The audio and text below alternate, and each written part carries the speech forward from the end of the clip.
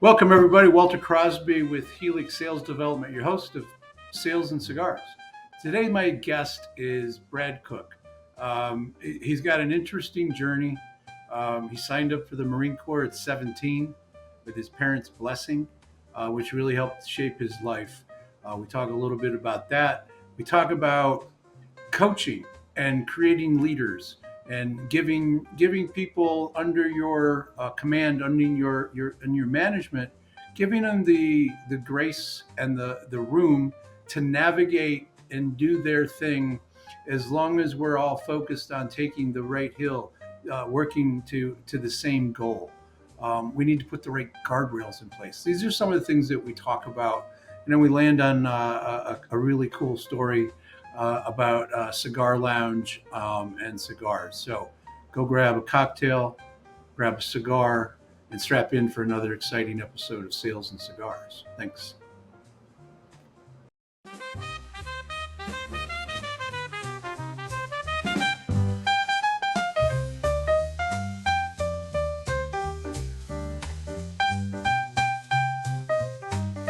So, Brad, welcome to Sales and Cigars, man. I appreciate you taking a little time to jump on the program. Yeah, it's my pleasure. I appreciate the opportunity. So, first off, I just want to say thank you for your service. I was this close, which could just have been a mile to joining the Marine Corps when I was going into college to try to get that NRTC scholarship. Right. And, I'm not great with authority, so it probably wouldn't have worked out well for Walter. But I just have a shit ton of respect for the Marine Corps. I appreciate it. There's millions of people walking this earth that would appreciate hearing that too. It's funny. That's one of the reasons why I chose the Marine Corps, is because I needed to be told which way was up, and my parents co-signed with me. So I was 17 when I really? off. So, well, to be perfectly frank, I was trying to get that scholarship. So to get the scholarship, you had to score a certain score on the ACT. You needed a 27 at the time, and I had a 26. So the recruiter was like, "Well, just take it again." I'm like, "You can do that?" He goes, "Yeah, we can take as many times as you want." So I took it a second time, got a 25. So I went the wrong way. And then my uncle found out that I was, in the recruitment process. And my uncle had joined the Marine Corps in the late 60s. And he went to Vietnam. And he's one of the people that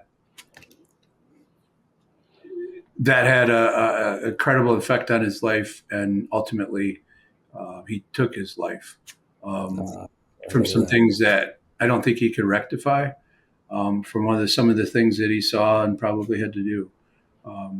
But he was extremely proud of being a Marine. But the dichotomy was that, like, his nephew wasn't joining. He couldn't wrap his head around where I was going. I remember he took me to dinner. He asked my mom if he could take me to dinner, told her what he was going to do. And I think I said, "Yes, sir," 3 times during that dinner. And I just listened to what he said and didn't argue with him, because he would have killed me. But yeah, that's unfortunate that he went ultimately down that path, but that's a whole nother breed of soldier. Yeah. Well, I hate to start this off on a downer, but I think it's that whenever I see somebody in the military, I'm at the airport or at a little diner and they're dressed, for travel. And I guess I'd ask your opinion on this. I always get the wait staff say, "I want to pick up his check or her check," and don't tell them that I did it. Just tell them that somebody appreciates their service. And I'm usually gone, right? Because wait staff can't keep their mouth shut. But is Is that the right thing to do from a veteran's point of view, or not? Yeah, I think it is. I mean, anything you do with your heart leading the way, doing what you feel is right, I think is always going to be a good decision. You know, some people might, they might turn their nose up at it, thinking, well, I don't need a handout, Mm. But 9 times out of 10, I think it's going to be a good thing, especially in today's world of how polarizing being in the military and some of the conflicts that are going around. Sure. Um, So most of the time, it's yeah, received. I would say lead with your heart, man. If you feel like it's the right thing to do, then by God it is. Okay, I appreciate that. So let's talk a little bit about your journey, right? As I made a joke earlier before we turned on the recording, like when you were 10, you didn't think you were going to have that great beard and mustache and doing what you're doing. So talk about high level, how you got to Yeah. where you are. 17, joining the Marine Corps. Okay, that's Well, yeah. So earlier than that, I'd say I I always sort of laid on the fringe, and that's to say that in high school I wrestled. I didn't play football, but I wrestled. I felt like it was harder. Certainly, the practices were harder. yeah, Um, definitely. when I was 16, I went to Outward Bound for a month. That's sort of where I got really connected to marching for hours upon hours in the hills on the Appalachian Trail and whatnot. And it was just, I had made some good friends, and they were going into the Corps before me. So I had eyes and ears, understood what I was getting into, Mhm. and just made a sweetheart deal with my parents. Co-sign, allow me to do this, and I will forever be a different type of son. So I think if they were sitting here, they would agree that the path that I'm on and I've been on has been a better one because of it. But you're right. At early age, I went in and I didn't stay in terribly long. I met my still existing wife after 35 years, Wow. and starting a family. We had 4 kids pretty quick. Being in the field, I just made the decision it just wasn't the right place for me to raise a family. So I got to college, got a degree in finance, and in the '80s, late '80s, it was not a good period of time to be in finance. So my so I don't mean to be laughing, but no. I was in New York in a similar field at the time. It was not. Oh man.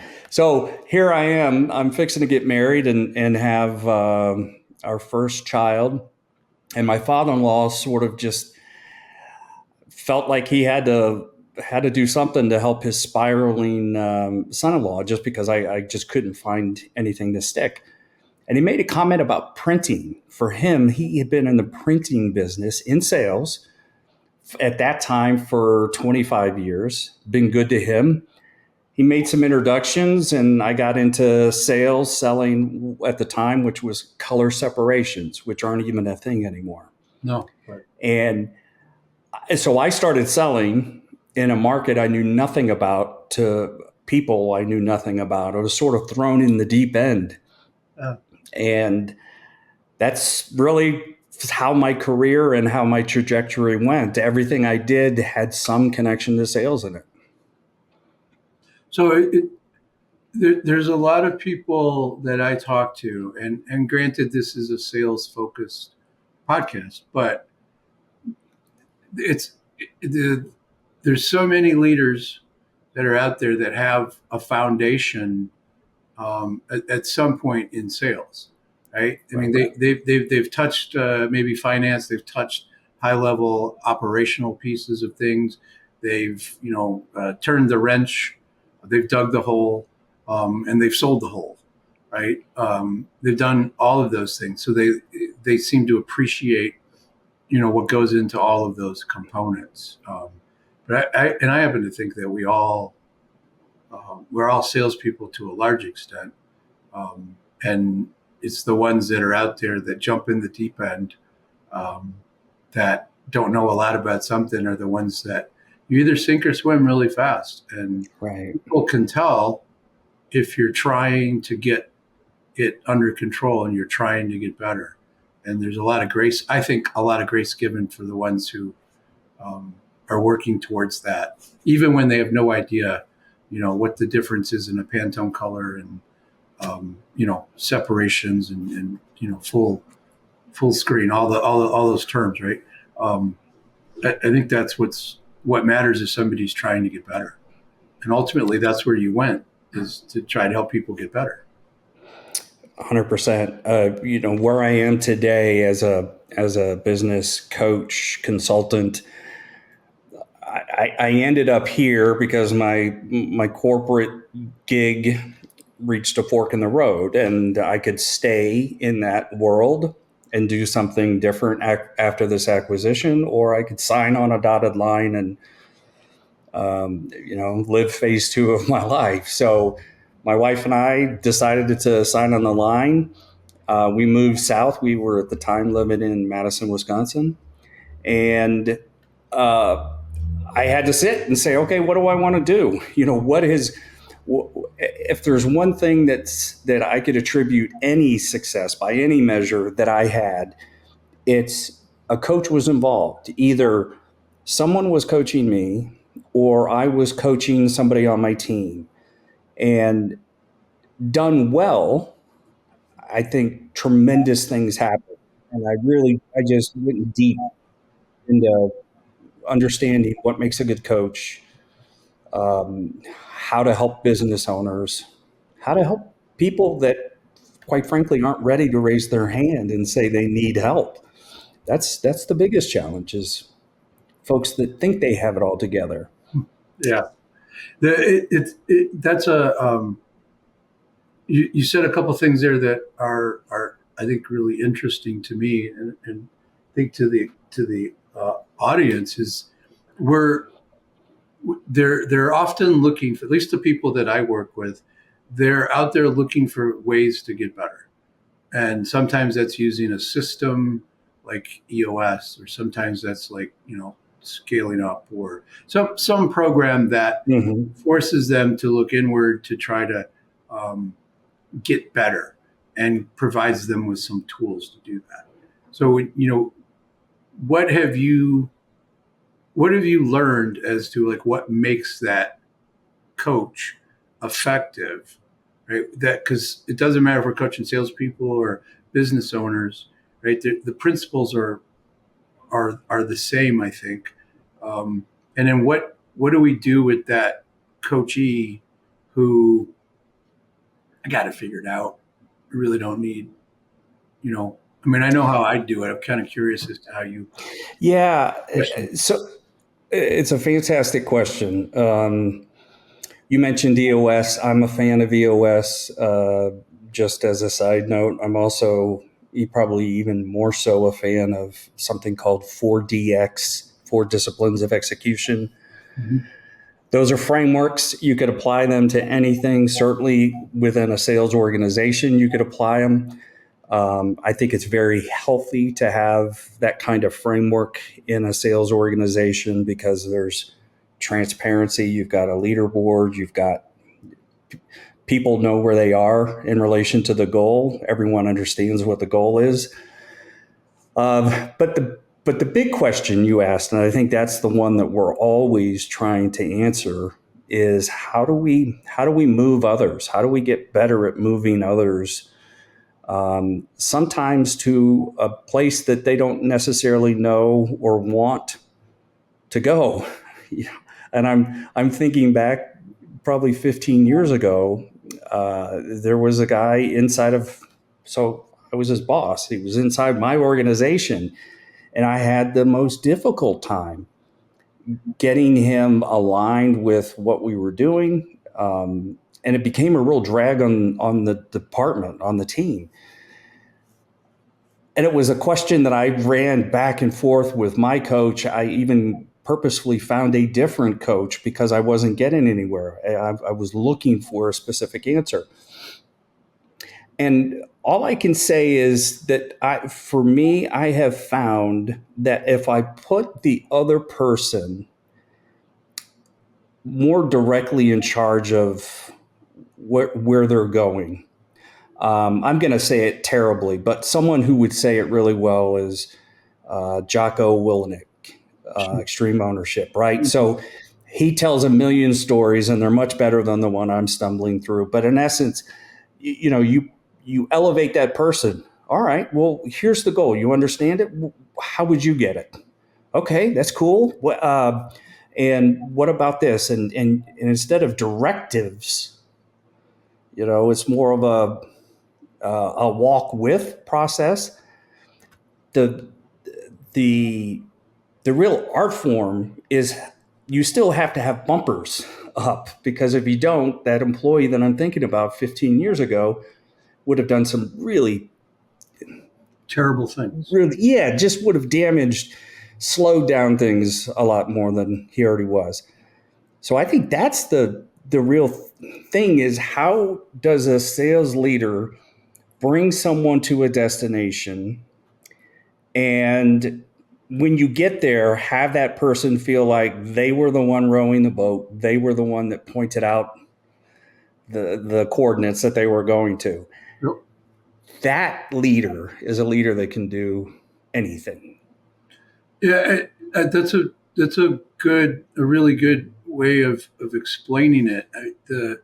I've read Jocko's book, Extreme Ownership, and the Dichotomy of Leadership, and the way that he's always done that is how you described it. It's sort of a collaboration, a walk with them.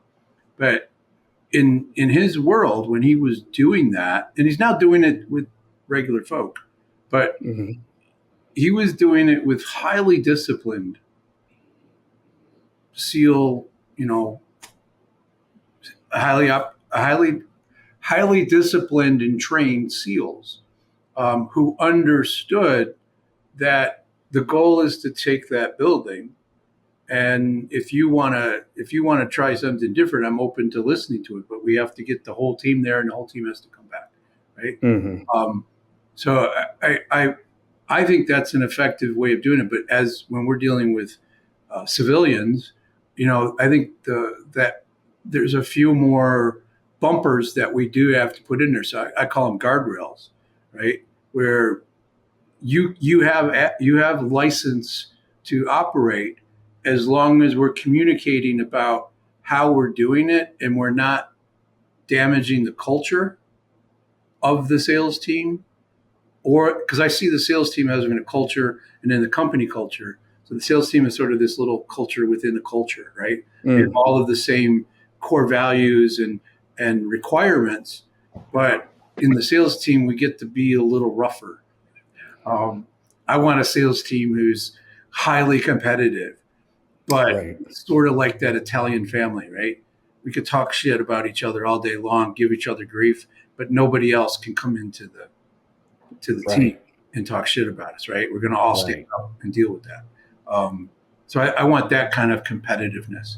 But I think drawing those expectations and drawing those guardrails are really, really important in a business world, especially with salespeople.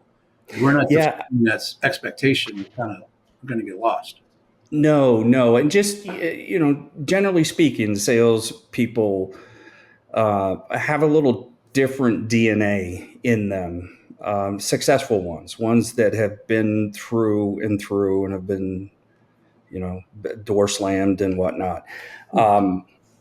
The phrase that I would use is, Jocko says, commander's intent, but that still, applies. So if you're a sales manager or a VP of sales, you want to make sure your intent is clear. You have a way that you would see the plan coming through. Hey, you're going to go out and you're going to call on everyone that owns a power washing business. and here's the pain point, and this is how you're going to try and position our insurance or whatever it is. But the guy or the gal that's going to go there and actually do it is going to carry the sword further and faster and longer if it in some way it's their idea. That's what, at the end of the day, I think that's a key element. Young leaders, especially. I think the older leaders, the more gray we get, the more we realize that's really the way to do it. But as a new leader, I spend a lot of time with new leaders, and I say you have to break away from this. Well, I was managed like this, so therefore I'm going to manage like this. Sure. Yeah. My parents did this, so I'm going to do that. Yes. And I'm going to expect a slightly different result from that.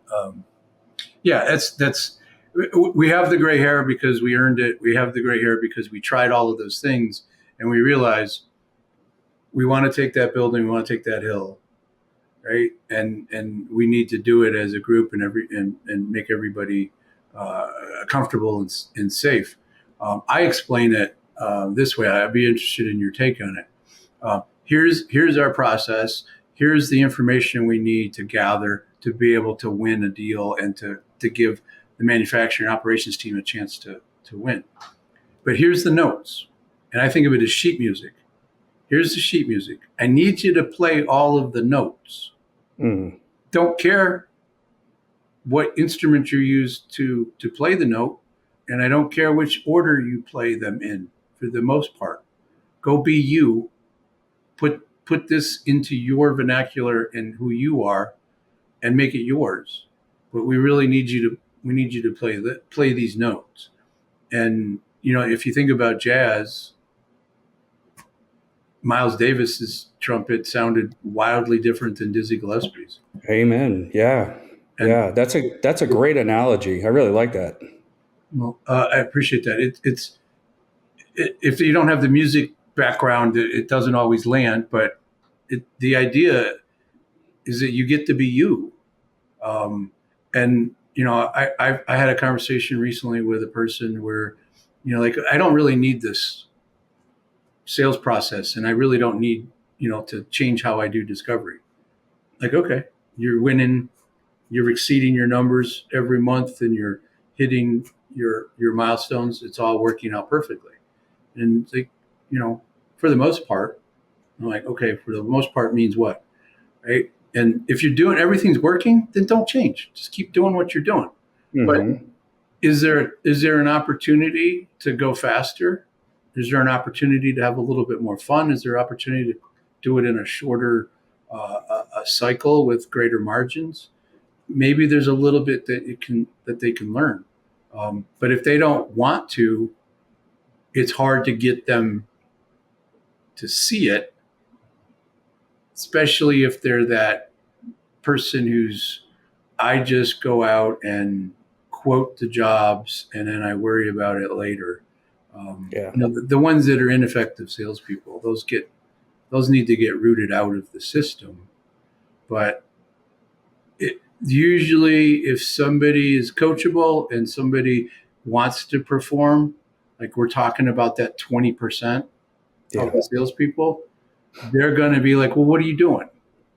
How can I apply that? Right. And then now you're in and you get to talk to them in a way that's going to be meaningful to them. Because as a leader, it's my responsibility to meet them where they are. Right. And use the language that's going to motivate them, not me. Right. That's the trick, right? Yeah. I mean, that's higher level thinking at the end of the day. I think there's a distinction, and I say I think because I haven't lived in a transactional environment. So I should be clear that 95% of the selling that I've been involved with or coaching is relationship, longer sales cycles, reorders. B2B. Yeah, and it's not transactional. So understanding that I don't have that knowledge, I'm going to say this. As a sales leader, there's organizations that have very sophisticated siloed processes. You've got a business development rep, you've got an SDR, you've got an account manager, you've got these people that have an individual role, a handoff, another role, another handoff, and the Dell's got the deal.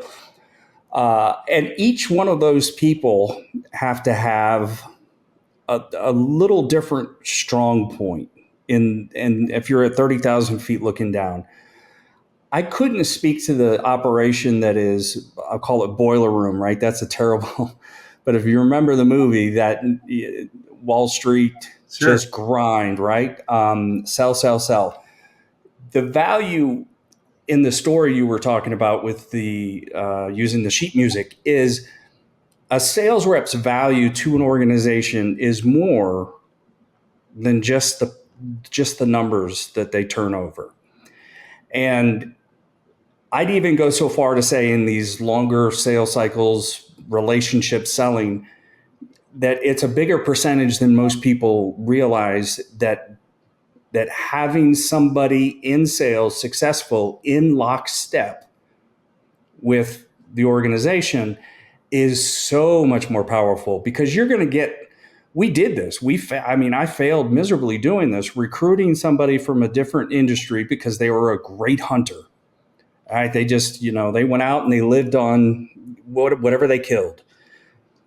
But I brought them into an organization that wasn't set up like that. And that type of selling did not do anything but disrupt our internal customers and, of course, the end customers. So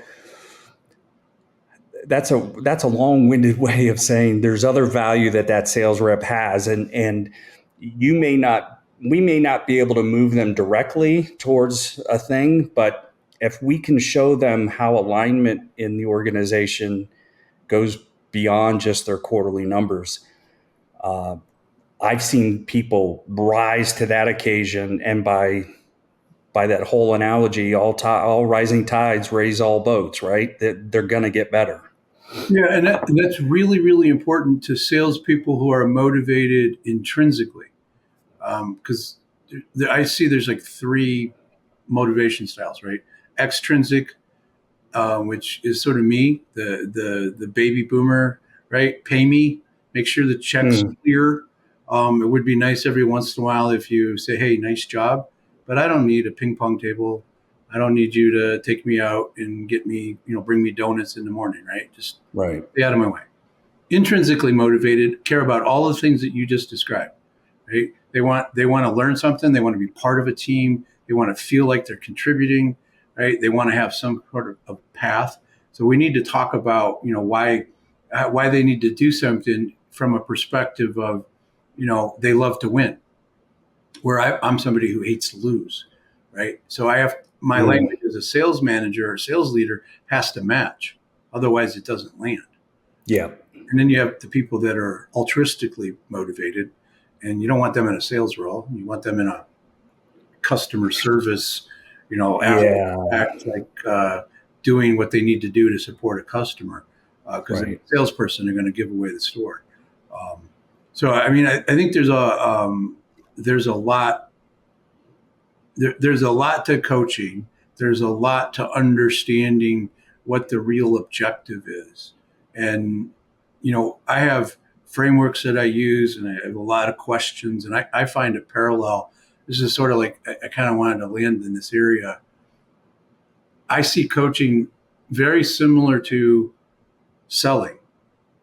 Instead of me grabbing a buyer by the lapels and pulling them through my process, I have to ask them questions to understand what's motivating them if they have a problem. And then I have to guide them through my process where they feel like they're learning along the way, and they feel like we're collaborating on this.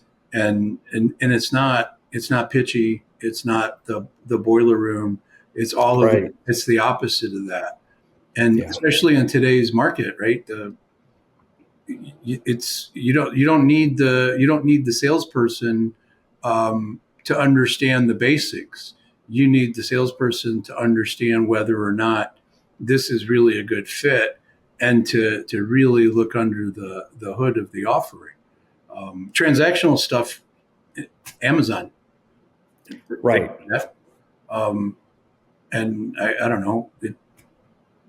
I've never sold anything like that either. Yeah. I don't want to compete with Amazon. Well, yeah. I mean, that's a whole nother. That's a race to the bottom, and there's a lot of companies that have found out that Amazon, in that case, is going to win every time. Yeah, that's. Oh, I just suffered from age. I had something really great to say, and it just flew, man. What do they Oh, call those senior moments? Um, yeah, I think that's qualifies for it. When my wife and I go to the movies and the young kid says, oh, "You get the senior discount just by looking." Okay, does that piss you off? it does, but then I just go with it. All right, it's $10 cheaper. All right, I'll take it. Yeah, it makes you mad, but it's kind of like, okay, I'm going to save a couple dollars here. Yeah, That's fine. But yeah, it's when they make an assumption. Because my question is, when they say you apply, you're going to get the senior discount. Like, what's the age on the senior discount? There's mm, always an age, and they're like, 65, and they're like, then I might use colorful language to tell them yeah, to f off. That's like, then I don't qualify. But right, if you want to give it to me, that's fine, but I don't qualify. Um, right. and thank you for thinking I have more gray hair than I actually do. Yeah, yeah. It's just another stage in getting older that you just become okay with whatever whatever it is. If someone thinks, I read a quote from somebody. I believe this is from Keanu Reeves, but the picture on the internet had Keanu, and it said, "I'm at the stage in life where if someone comes up to me and says 1 + 1 is 5, I just say, yeah, you're right, man. That's awesome. Like, what's to gain from arguing 1 + 1 is not 5? Right. There's I don't know. It's a stage of life thing, I guess. It isn't. It's sort of like arguing about politics or religion. Am I going to change somebody's mind? No. Probably not. Do I care to? Not really. Do I have better things to do than have that conversation and that argument? Yeah. I Right. mean, even when you're at a bar or a restaurant and somebody bumps into you and they're that younger alpha guy that, I don't know, I used to think like that, right? And they want to make an issue out of it. It's like, dude, I don't have the energy right now. Mm, So why don't you just relax, and I'm going to go over there. Um, right. it's I don't want to deal with it anymore. I don't have the patience for it.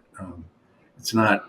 They put hands on you. That's a different story. But Yeah, and to tie that back to sales, right? I mean, some would even say that sales is a young guy's game or a young girl's game because uh, they're okay to bow up in that situation. In fact, they probably have to bow up because if they're early in their career, they're fighting for food, and there's a time and place for everything.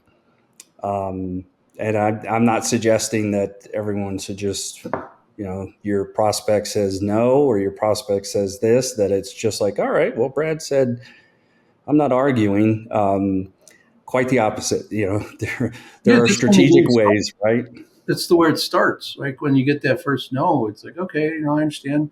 Before I go, let me ask you a question, and then you're back in. Right. Um, yeah, I've enjoyed the conversation. Like, so you've shared a bunch of information, and people are going to want to reach out. I'm going to have all of your notes, your locations, where to find you in the show notes.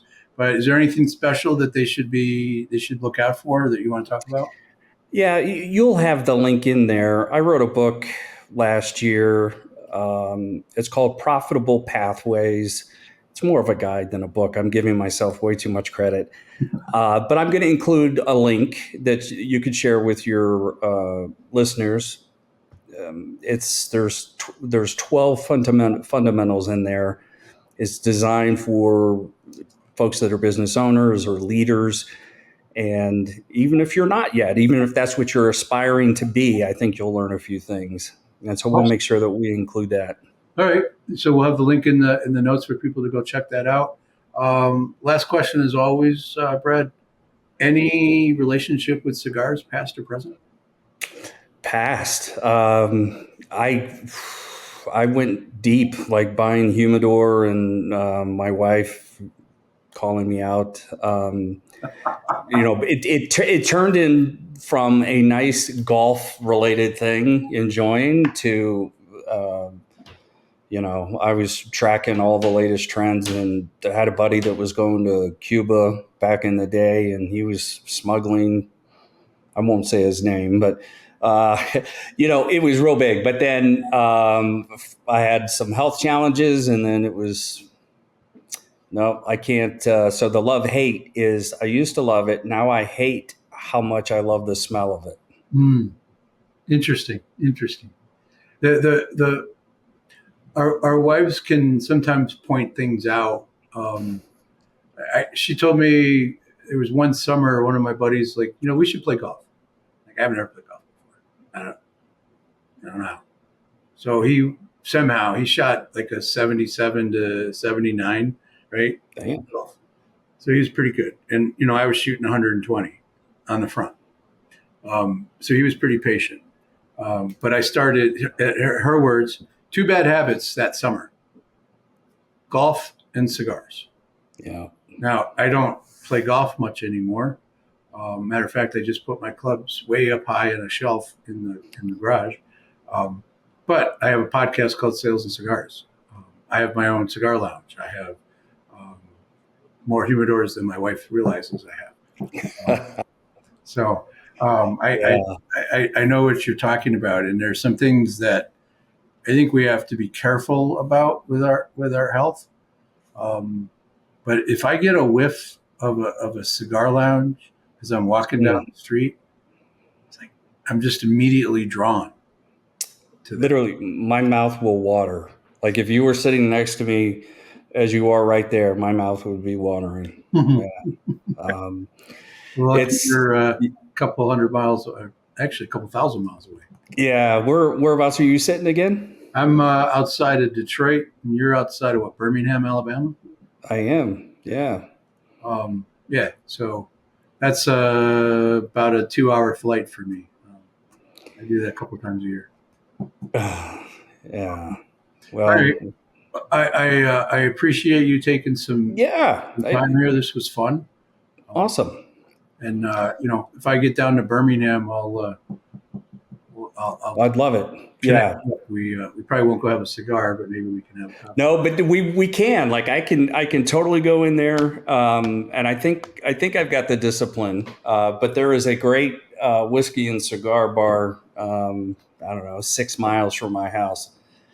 Right. Funny story. My son-in-law, who just moved down, his name is Kyle Bryant, but he looks just like Kyle Busch, the NASCAR guy. Okay. And I take him in there and get him a drink. And all of a sudden people start going, "Hey, Kyle."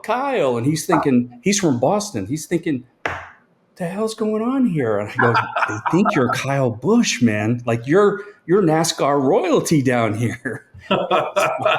That's funny. So as soon as he opened his mouth, you could tell he wasn't from around here. So he could enunciate.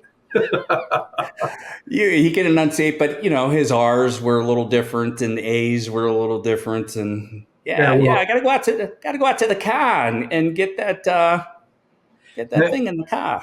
Yeah, that's I think even people in Alabama can grasp that.